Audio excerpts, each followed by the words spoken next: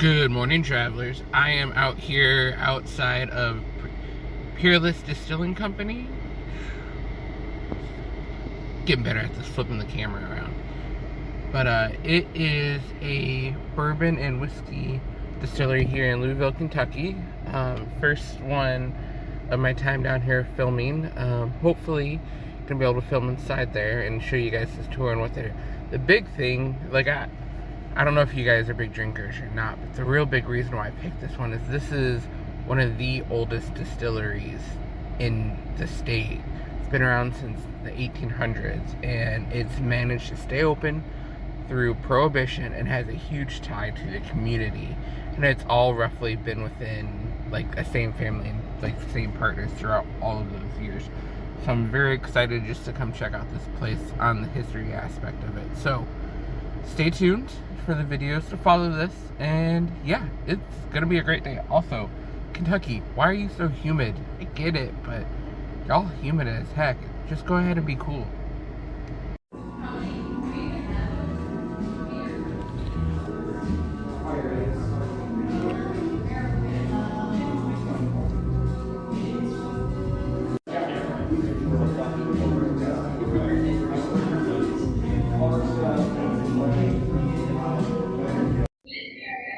Hey there, guys. I'm just out here at Peerless Distilling Company with Alec. I promise I'll get his name right by the end of the tour. I totally had it memorized, but naturally I forget.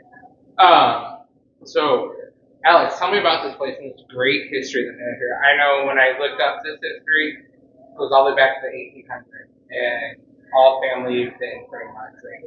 Yeah, so it's interesting because I always tell folks we've got a split history, and that is the fact that many people are familiar with Peerless in this day and age, but for folks that have never been to visit us in person, they only know us by what we've done in the last decade or so. You know, this location here in downtown Louisville, we've had open for the past 10 years.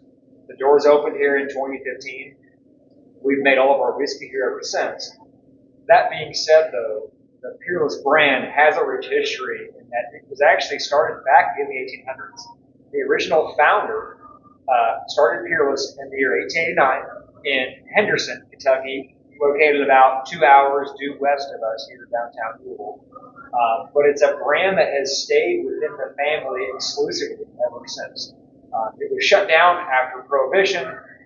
Miraculously, 98 years went by where Peerless Bourbon was never made, and no one had the idea to restart it. And the great-grandson of the original founder, Corky Taylor, after retirement, had a passion in mind where he wanted to start a small-scale bourbon brand, keep it family-owned, keep it local, and open the doors to anyone who was willing to come in and visit us and check out what we do here. So we've had the doors open here every day from Sunday for the last 10 years, making everything in-house and showing people from start to finish how it works. Now, what was happening during those times, like Prohibition, Right. post? Yeah, so Peerless never restarted after Prohibition for various reasons. It all started with the First World War. It created a lot of issues with the supply chain, and because of the war effort, there were a lot of rationing taking place. Grain in America was a big one, especially in this part of the country where it was richly agriculturally influenced. So for Peerless, they lost their grain supplier starting in the year 1917, just before America's involvement physically in the war. And in the years that came after the war ended, Prohibition effectively started illegally. And legally, they weren't allowed to make alcohol. So what came about was a contract and an arrangement with a pharmacy known as Walgreens Pharmacy, based out of Chicago, to start selling Peerless Bourbon as a prescription product. And that lasted through the 20s into the mid-30s. After Prohibition happened, and what transpired was the Depression, a lot of economic deficit, and eventually a lot of brands had to close their doors, and Peerless never made whiskey after 1917. So once they ran out of product in the 30s, the brand just shut down. And it passed in 1938. It really kind of sealed the deal for why Peerless never came about. Now, now when I read it, it was always had a strong still tie to the community. Was that like Peerless, like they did, not necessarily Peerless whiskey, but where they just kind of like change different venues to kind of help keep the community? So in regards to that, what I would say is Henry Craver, the original founder, he was a true businessman. He didn't put all his eggs in one basket. He had Peerless, and that was arguably what he was most known for. But in the meantime, too, he also established movie theaters in Henderson. He opened the first bank of Henderson, along with several bars, taverns, hotels, restaurants. So he was a big businessman, and in years to come, those remained open. He had a daughter who actually ran the Craver Theater for decades after his passing.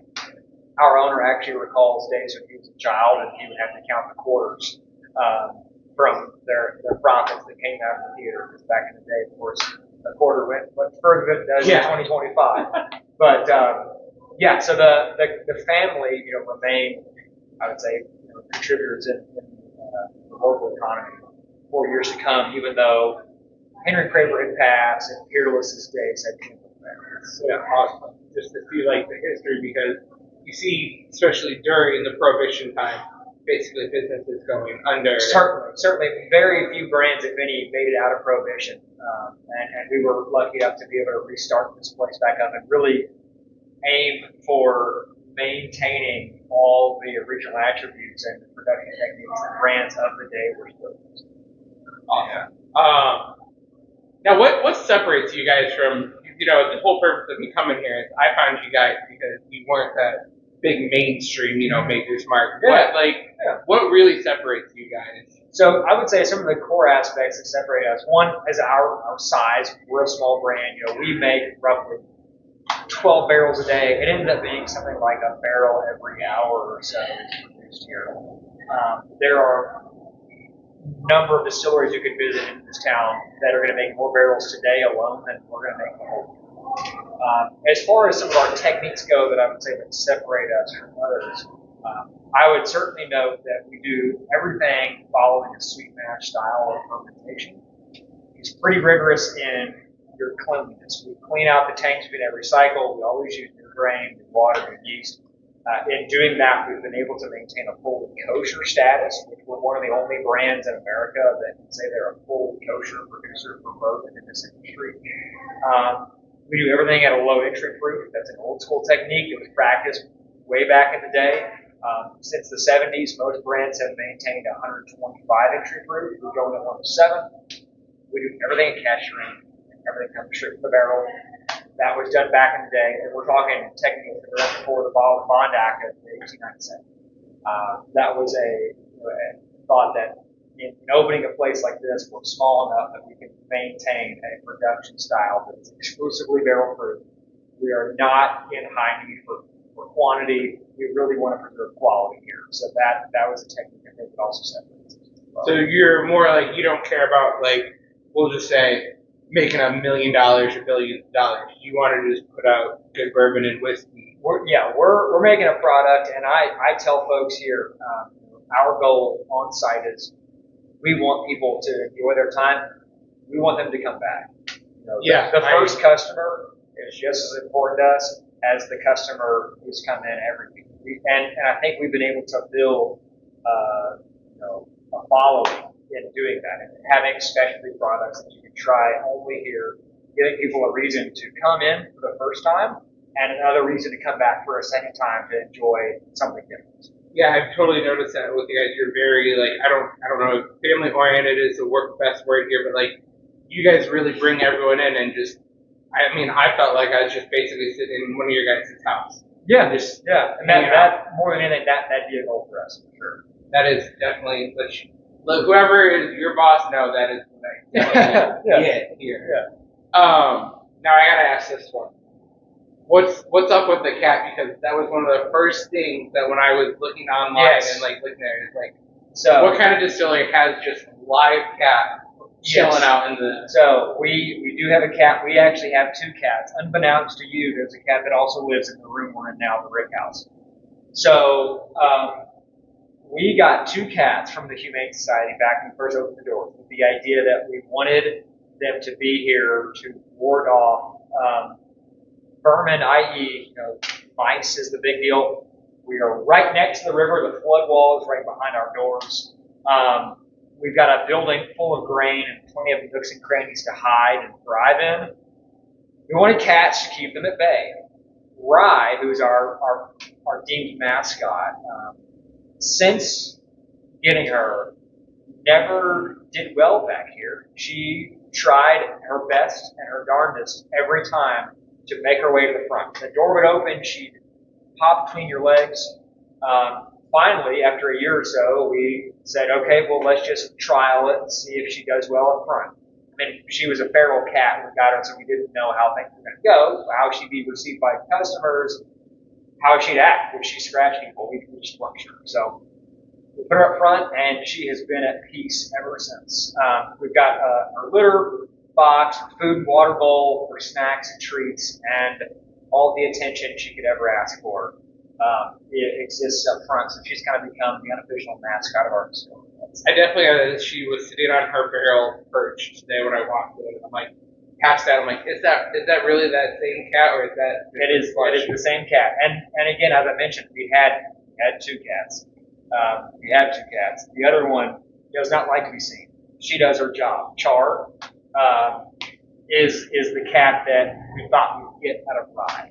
But Rye has kind of become the face of the brand more so than the workhorse. Now, she paid well, and certainly, yeah, treats and snacks and attention and love. So she's got her own Instagram. For those really who are on social media, that is hilarious. Her Instagram handle, I believe, is Rye Meow _ Okay. For those that want to follow, definitely have to check canine lovers out there, she's on there, and hope to give her some time. So. Definitely. That is definitely now. Is that a normal practice in distilleries, or are you guys unique in only having a cat? I have been to a few distilleries that have cats. I have never seen one that was as social as her. Most of the cats are, again, they're duty cats. They keep the mice out, and when you go to pet them, they run away. That's just been my experience, but it's not an uncommon thing to have cats, kind of like a barn cat in a situation like this, just to keep the mice out. But I don't think any of them are as pampered nearly as she is. That's probably our fault. I mean, she looks wow. Yeah, she's 15. What? She's 15. Yeah, she is. Never. Now, one last question I gotta ask everyone that I do this with is, what's your fear, and how could you conquer it? What's my fear?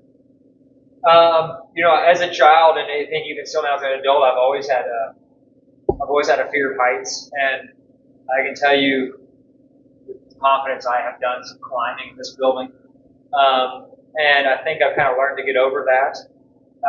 Maybe it's because I know there's good stuff inside these barrels, and some of the best stuff exists up high. Fair enough. All right, well, that was an on-the-spot question, but maybe that's the best one I got for you. No, it's completely fine. Yeah. I kind of throw that one always at the end. Yeah. Appreciate your time and everything. And sure, yeah. Take me on a great tour of this beautiful place. I'm sure we'll have you back in, guys. Oh, definitely. I would hope to have you in as well.